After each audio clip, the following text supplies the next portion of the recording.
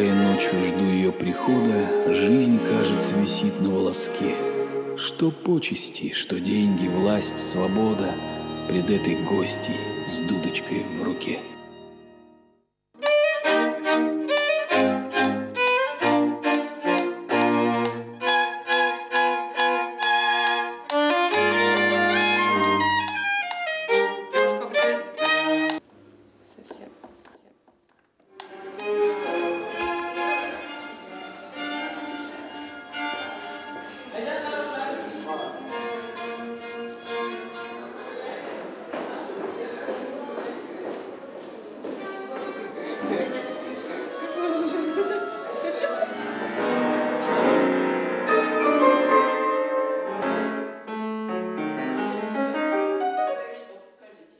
Начинал с этих стен. В 1945 года консерватория открылась здесь. Вот я была первым исполнителем его сюиты, каких-то пьес, там зарисовки он писал. То все стены вот помнят Жиганова. Невероятно. Ну, для нас он просто родной человек и какой-то открытый очень.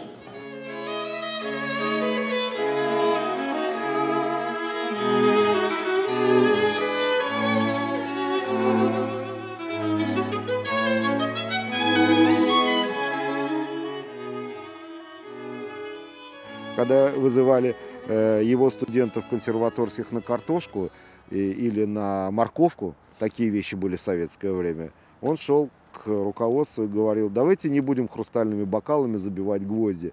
Мы учим студентов, пианистов и скрипачей, и их пальцы — это золото, а мы сейчас будем им картошку копать. Его обещали выгнать из партии за это. Он говорит: ну что ж.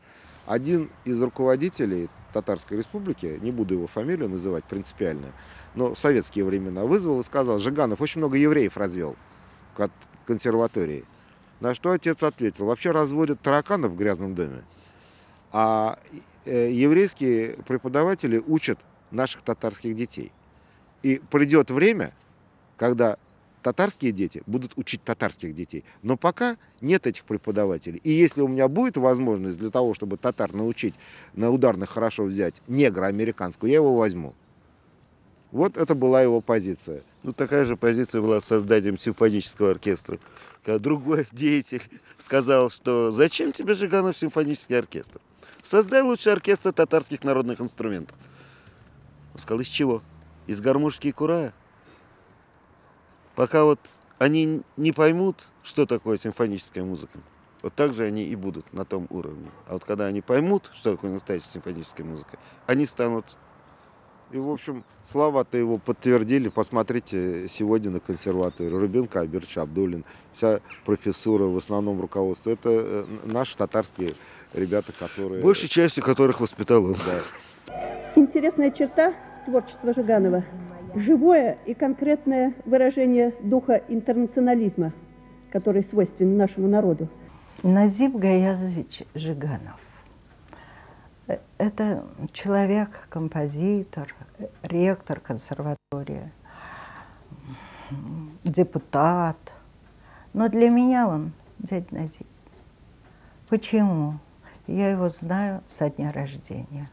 В нашем доме на Касаткина собирались после спектакля каждый день. И у нас был и Муса Джалиль, и я помню такую картину, это время творения Алтынчаш.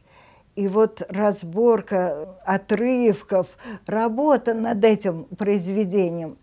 И я помню, пришли они к нам после спектакля, о своем кучка спорят, друг другу мешают.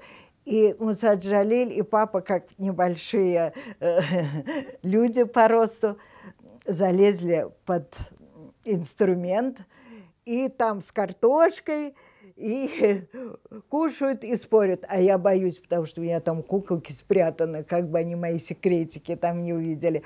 Вот такое было... детство. Я видела настоящих счастливых творческих людей. И быт для них был, ну, не так важен. Понимаете, не в этом счастье. Он любил, по большому счету, когда ему возражали. И когда с ним боролись и противостояли, он как-то силу уважал и не любил женщин хнычущих, плачущих, угрожающих ему самоубийством в случае каких-либо мер по отношению к ним в консерватории. Он это не любил. Вот Жиганов в хорошем настроении – это был один человек. Жиганов, которого взвинтили, накрутили и довели до белого коленя, это совершенно другой человек. Вот Жиганов спокойный, когда в спокойном состоянии, он был очень жизнерадостным.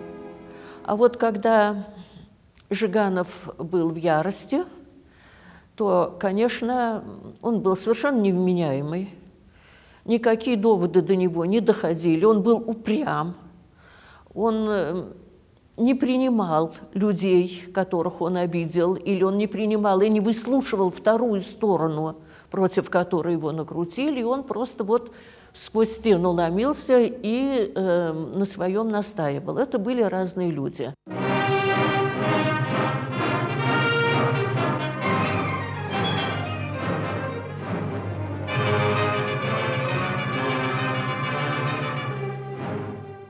Жиганов, в общем, был очень несчастливый человек, на мой взгляд. Его окружали очень нехорошие люди. У него не было круга общения достойного его. Он одинокий был, эксплуатируемый безжалостно и дома, и в семье. Знаете, он приходил в консерваторию к 9 часам, уходил в 4. И если кто-нибудь по своему делу, вот, например, если у меня было дело, я шла к нему в 4. Именно потому, что я знала, он обрадуется, что ему не нужно идти домой, что кто-то вот заставил, и он занимается его проблемами, и он с удовольствием занимался этими проблемами. Если его кто-то шел проводить до дому, он всегда просил, вот был у нас такой историк Булат Султанбеков, он всегда об этом рассказывает. Он проводит его до дома, а Назип Гаязович просит, давай немножко погуляем. Вот оттягивал этот момент вхождения в дом, потому что в доме были посторонние люди, в доме были истерические женщины.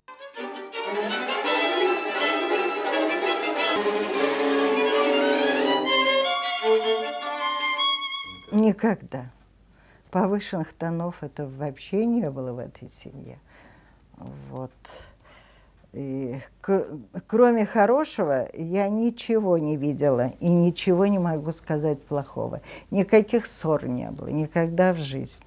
У Жиганова была хорошая фигура, он был очень такой подтянутый, стройный, спортивный.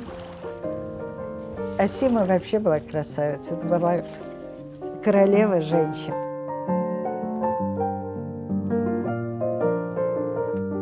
Это удачный брак, это брак по любви, по очень большой любви.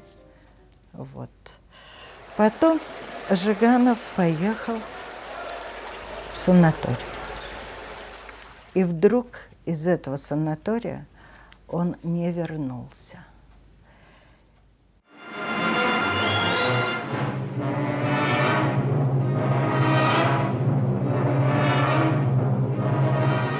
Композитор объединил их мыслью о всепобеждающей любви.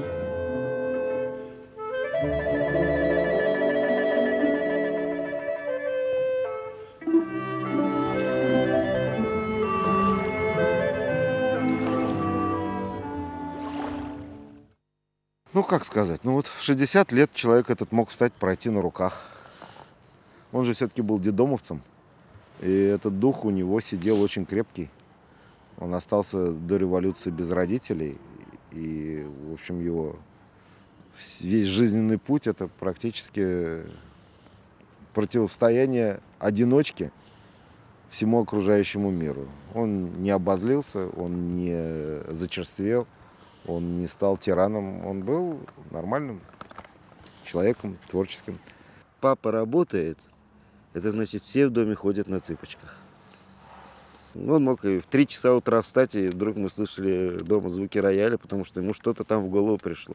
А после этого он что-то наиграв, после этого он садился за стол и до утра мог сидеть, что-то писать, подпевать снова там где-то рояль. Ну, это композиторское искусство, оно вообще, как любое талант, любое искусство, оно уже не поддается никаким вычислениям. Это не дважды два. Внешние признаки, когда шла мелодия, когда шла в голове уже работа, он мог посреди разговора совершенно отсутствовать, начинать. То есть он впадал в такую невнимательность и пальцами отбивал ритм. Отбивал. Потом говорил, сейчас, секундочку. Бежал, записывал строчку клавира. И возвращался к людям. Возвращался к людям, он тему поймал, она у него легла на бумагу. Первая, конечно, работа клавир, очень тщательная, а уже когда он подходил к партитуре, то это вот у него было любимое занятие. Партитура, это вот он считал, что это верх удовольствия композиторского, это оркестровые партии, это работа уже оркестровка. Вы заставите из маленькой какой-то мелодии звучать громадный симфонический оркестр и влиять на людей.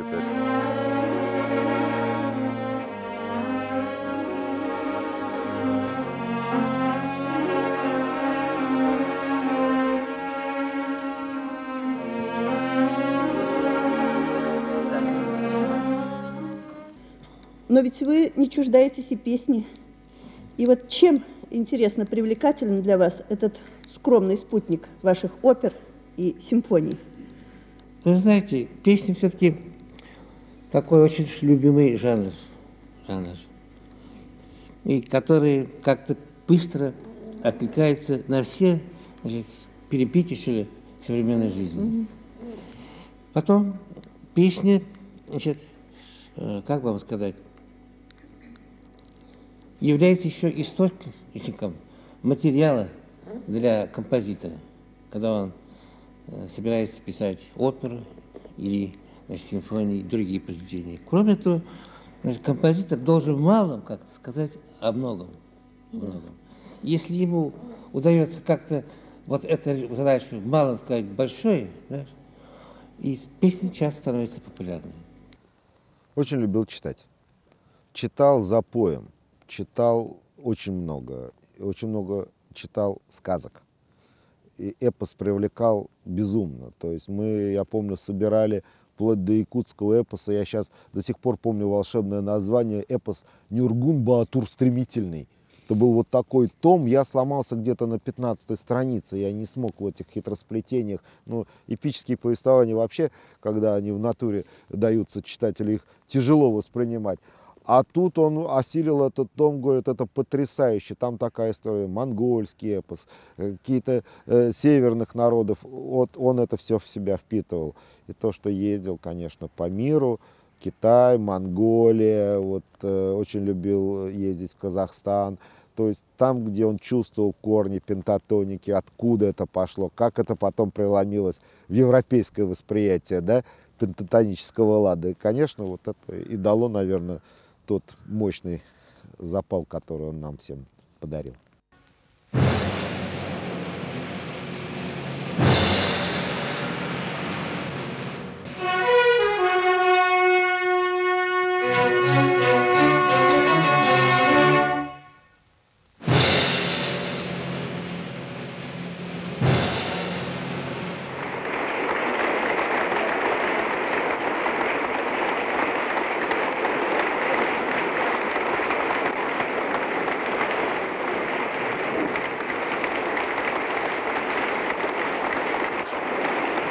Очень любил работать в Матюшино. Вот почему я говорил, что в Матюшино. Он очень любил работать. Тишина, сосновый лес. Закрывался, садился, и все, его нет. Ходил, лес слушал. Лес именно слушал, говорит, он ходил специально по лесу, слушал, как вот ветви шумят, как что-то там, вот какие-то гудки с Волги доносятся. Вот это вот все для него было важно. Именно это не мешало, вот это вот весь городского шума не было. И вот именно там у него и, наверное, снисходило самое главное вдохновение в жизни. Причем у нас была такая традиция, когда мы в апреле, когда вот снег уже сошел, вот помнишь, мы всегда выезжали в лес слушать весенний апрельский лес.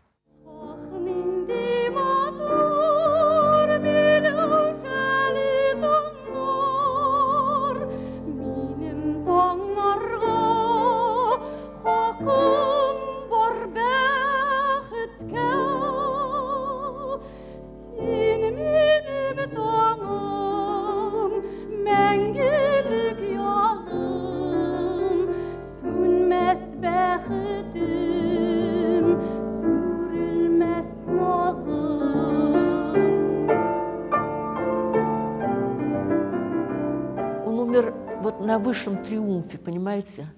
В Уфе наш симфонический оркестр исполнил в концертной постановке версии Фуата Мансурова оперу «Джалиль». У меня в Уфе жила моя лучшая подруга Светлана Хамидульна, она пианистка-музыкант, и в 4 часа ночи мне звонок из Уфы, истерика. Она кричит в трубку: да ты не представляешь, что это было. Это зал 40 минут хлопал стоя. Это было невероятное какое-то впечатление. Вот взахлеб мне рассказывала о том впечатлении, которое произвело на уфимскую публику это исполнение. Это было в 3-4. Часа через 2, в 6 утра новый звонок. Жиганов умер. Представляете? Вот после этого триумфа он умер. Rahmat, rahmat, dostlar. Lakin agar da namusumni agar kuşkanın o'tiyolmi qolsam yig'lab, dushman yog'ini